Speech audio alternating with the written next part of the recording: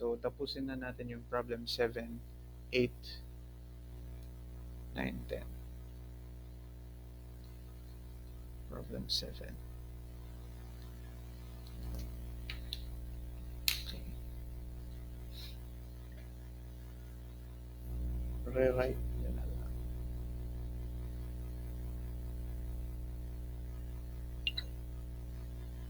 Yan. Dito sa problem 7, what is the piston speed of a 30 centimeter by 35 centimeter diesel engine running at 110 ay 1,100 RPM. So, given natin, bore na 30 centimeters. May stroke tayo na 35 centimeters. Speed daw natin is 1,100 RPM. Okay? Now, yung required is piston speed. Sabi niya, pinapahanap sa atin yung piston speed. Sana, pwede na lang natin sabihin na PS for the sake of this review muna. So, solution. Okay, hindi. Piston speed na yung sulat nyo para sundan natin yung mayroon sa lecture natin. Yung piston speed natin, yung formula niya is 2ln. Ganyan lang. So, piston speed is equal to 2 times L times N. Yung 2 multiplied by, yung L na 10 is 35 centimeters. Kailangan natin siyang convert into meters. So, 0.35 meters tayo ngayon. And, paano ko sasabihin to?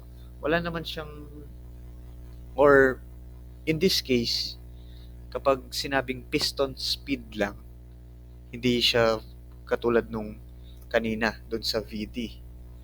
Yung N natin, ano lang siya, ko-convert lang natin yung RPM into RPS.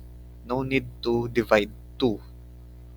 So, 1,100 RPM times 1 minute over 60 seconds. Ang ating sagot ngayon is times. Our answer is 12.83.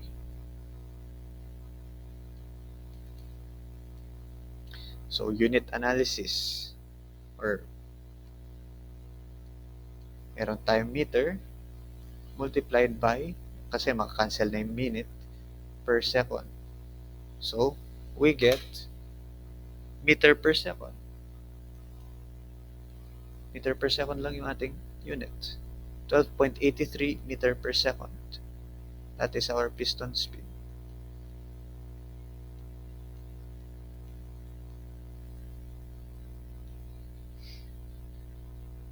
Okay? Any question? Sa palagay ko, wala naman kasi madali lang si problem 7. Move kay problem 8. Si problem 8, madali rin kasi ano lang siya, piston displacement lang to.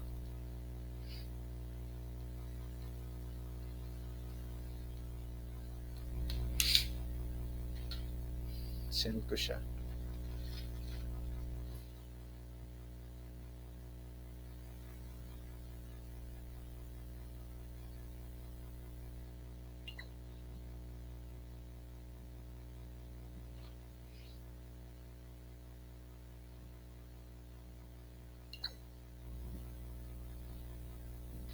Laging malabo sa message.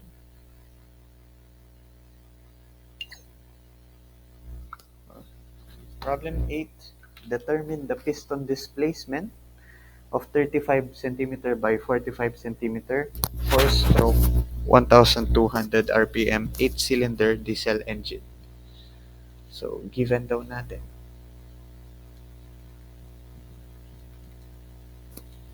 Sabi niya dito, 35 centimeter na bore. May stroke tayo na 45 centimeters.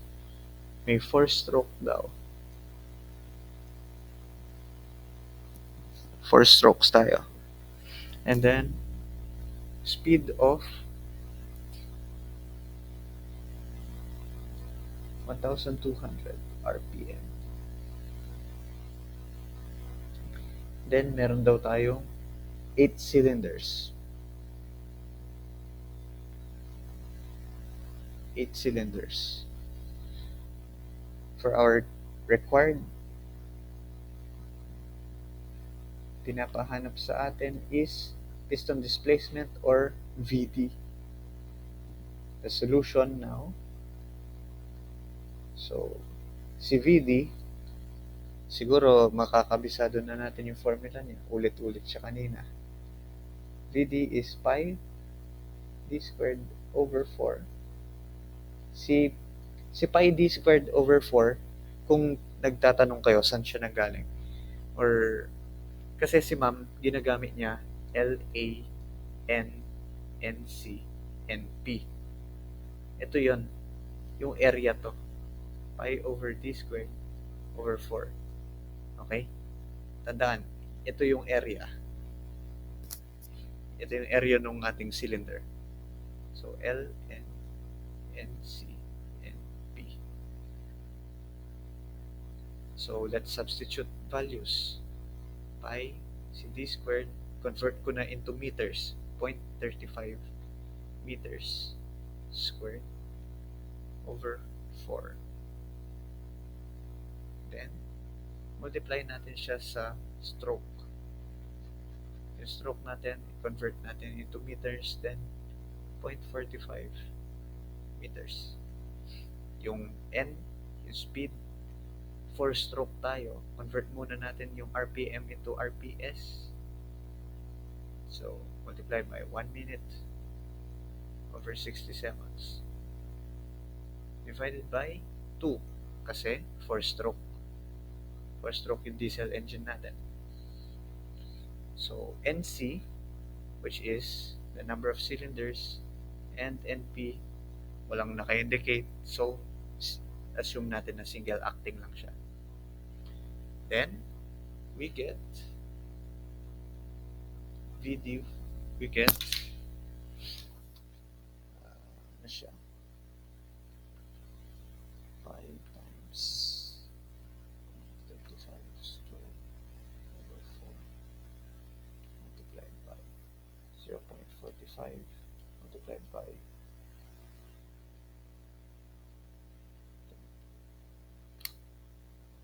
meron tayong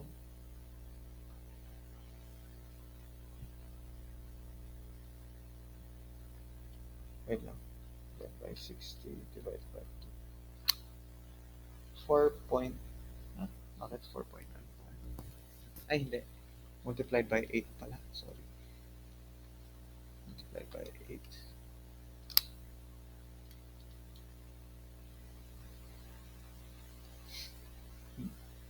parang may mali ako, ulitin ko sandali ito. Pi multiplied by 0.35 squared over 4 multiplied by 0.45 yung stroke, and meron tayong 1,200 RPM. Divide natin 60 divided by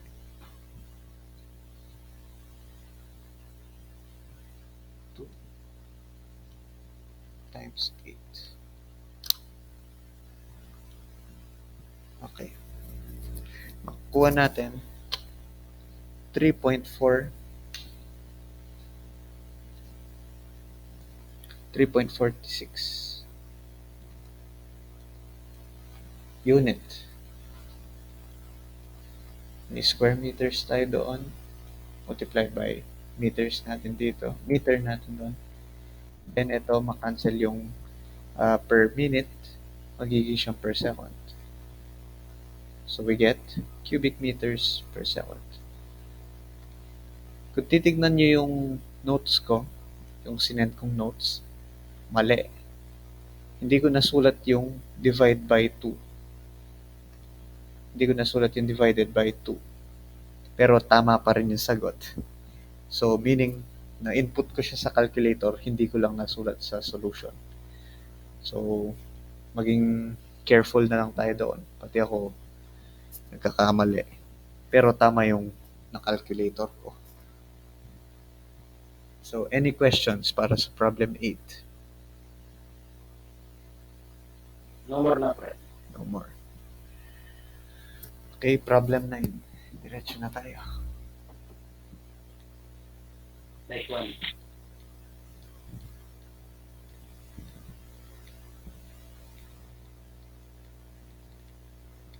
So, sa problem 9, yung problem 9, hindi ko siya natapos sagutin eh. Tingnan nyo.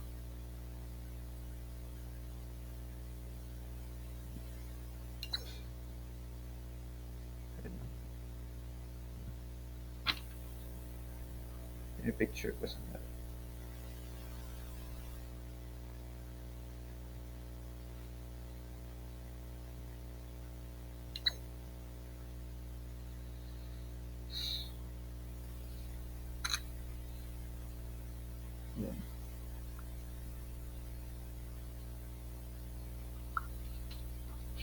So, sabi dito, for our problem number 8, the density of air entering the engine is 1.19 kilograms per cubic meter, whose volume flow rate is 0.51 cubic meters per second. If the mass flow rate of fuel is 121.38 kilograms per hour, what is the air-fuel ratio natin? So, density of air, PA, 1.19 kilogram per cubic meter. And then, uh, volume flow rate daw. Volume flow rate ni air is 0.51 cubic meters per second. If the mass flow rate of fuel is 121, mass flow rate ng fuel, MF, mass flow rate of fuel, tandaan, MF, mass fuel, MF, 121.38 kilograms per hour. Pinapahanap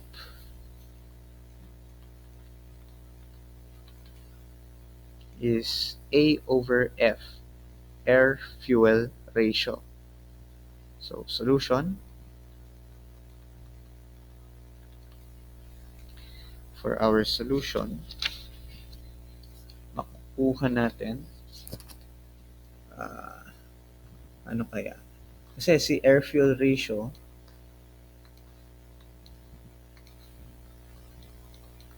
A over F, yung kanyang formula, kung di ako nagkakamali, MA over MF. Ganun lang. Double check ko. Ngayon. Oh, tama. MA over MF lang siya. And then, so, ang meron natin is MF. Kailangan natin hanapin yung MA. And may mga properties tayo ng air. So, pwede natin siya makuha. PA at saka si VA. Mass of air is equal to PA multiplied by VA. Pwede rin siyang VA over specific volume. Diba? Yung volume flow rate over specific volume. Kung naaalala nyo, nasa ano lang to, ACVS. And alam natin na si VA is the reciprocal of density. And density is the reciprocal of VA, of specific volume. So, gagamitin natin is density multiplied by volumetric flow rate. So, density natin 1.19 kilograms per cubic meters multiplied by 0.51. cubic meter per second. So, maka-cancel cubic meters natin. So, the answer is ay sus 1.19 multiplied by 0.51 0.61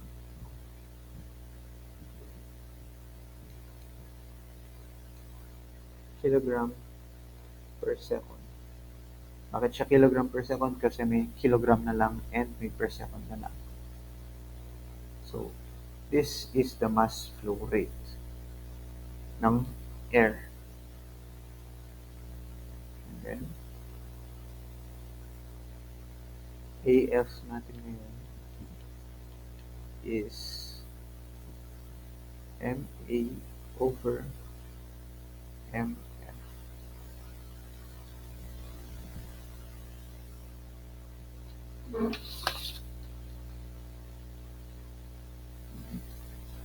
So, MA is 0.61 kilograms per second yung ating tawag sa kanya mixture ay hindi mixture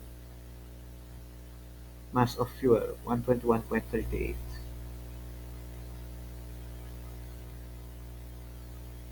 kilograms per hour. So ngayon kasi ito hindi ko natapos yung lecture ko, tanong ko dun sa mga nakatapos, ano yung unit na ginamit ni ma'am? Kilogram per kilogram per second o kilogram air per kilogram fuel? Ano yung unit na ginamit ni ma'am?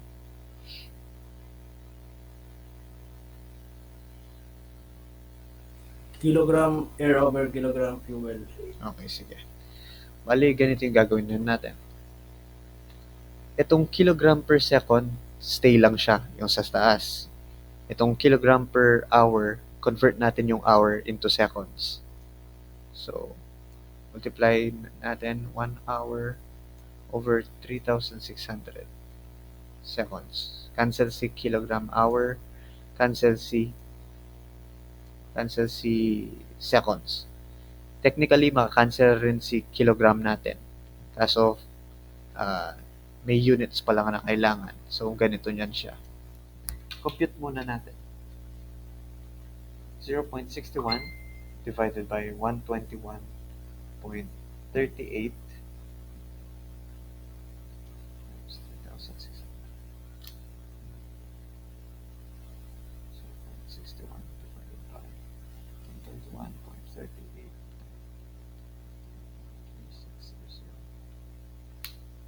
We get 18. 18.09 kilograms. Tandaan, since mass of air yung nasa taas, kilogram A, lagyan natin kilogram air over kilogram F.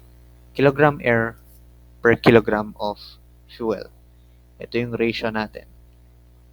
Ito yung air-fuel ratio natin. Press. Ano yun? Di siya 20.33. 20.33. Sige, subukan ko ulit. 0.61 divided by 121.38. 3600. Iba yung sa akin. Yung sa iba, ano yung sagot nyo? Yung doon sa ano mo, press, 121.38. At anong naging sagot mo doon? Wala. Hindi ko siya natapos.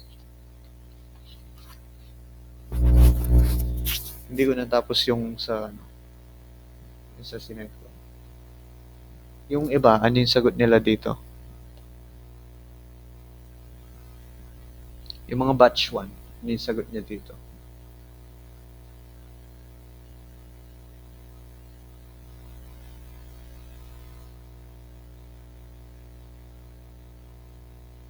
Yung kay Ma'am Press, ano? 20.33. 20.33? Ano yun? Yung ginawa kasi ni Ma'am, yung 121.38, kinonvert niya muna agad into kilogram over seconds. Okay. So, ganun pala. Divided by. So, ilan ba yun? 121.38 divided by Point zero three. 3,600. So, bali, ano siya? 0.033 yung ginamit niya, ganun? Oo, pre. 0.00, Oo, pre. 0.034. Hindi, sinundan lang niya yung decimal nung 0.61. Bali, 2 decimal place lang. So, 0.03. 0.03. Okay, sige. Or, 0.61 kilogram per second.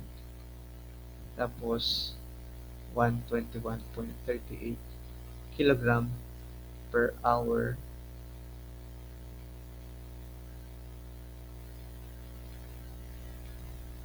2,600 seconds. Ayan, bali mag-cancel to, cancel to, cancel to, cancel to. Yung matitira, 0.61 kilogram over 0.03 kilograms. Yan yung ginamit ni ma'am. So, compute natin. 0.61 divided by 0.03, 20.33. So, dun sa method na ginamit ni ma'am, 20.33 kilograms of air per kilogram of fuel. Dito naman sa akin, 18. So, siguro pwede na naman i-consider ni ma'am yung mga to. Pero kung gusto nyo, itong method ni ma'am na lang yung sundin. Okay tayo doon? Nagkaintindihan na tayo doon? Baka i-consider naman ni ma'am ito. I-check rin naman yung solution. Sige. Send ko na yung last, yung problem 10. Hanapin ko lang sandali yung problem 10. Okay. So, dito sa problem 10, sending. What is the heat that can be supplied by 39 kilogram per hour of diesel fuel whose heating value is 43,912 kilojoule per kilogram. So, ganito lang yan. Madali lang si 10. Si problem 10,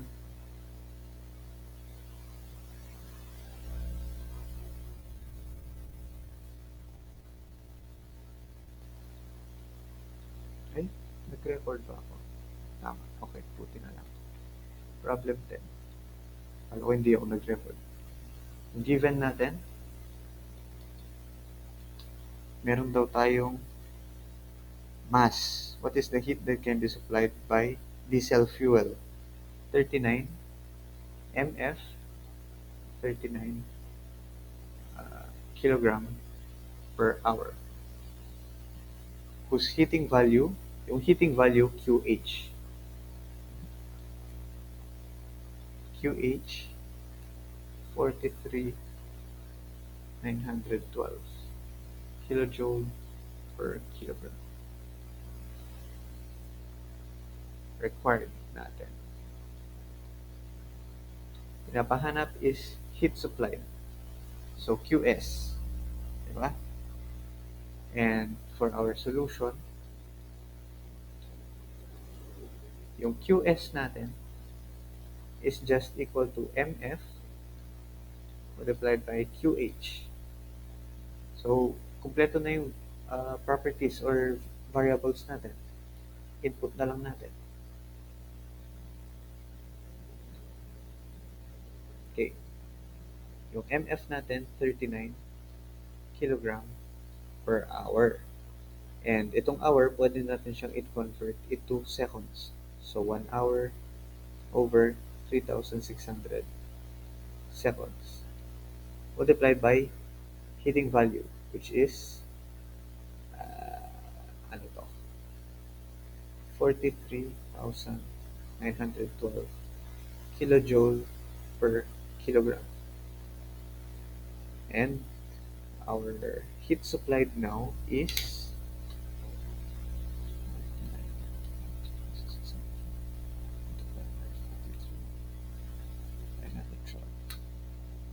475.71. 475.71. Cancel tong hour, cancel yung kilogram. Matitirang units, unit analysis. So, per second multiplied by kilojoule. Makuha natin kilojoule per second or kilowatts. So, kilowatts. Kilowatts yung ating units.